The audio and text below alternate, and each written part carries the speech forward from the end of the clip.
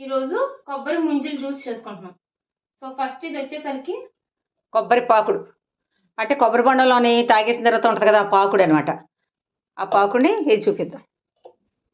కొబ్బరి పాకుడు ఇది 5 స్పూన్లు పంచదార వేసి ఆ పాకుడిని మిక్సీ, కొబ్బరి నీళ్ళు వేసి పట్టుకుంటే ఫ్రీగా తిరుగుద్ది మిక్సీ. గిన్నెలోకి తీసేసుకోవాలి. అలాగా ఒక గిన్నెలో తీసుకోవాలి. ఇప్పుడు ముంజులు అలా తొక్కలు తీసుకోవాలి. అది ముంజులు అలా వేసుకోవాలి జార్లో.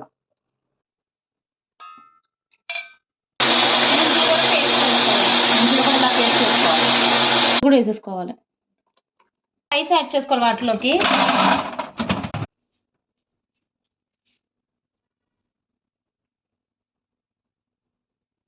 మేము మేము ఐస్ తక్కువ తాగుతాము, సో అందుకే జస్ట్ ఒక్కొక్క క్యూబ్ వేసాను.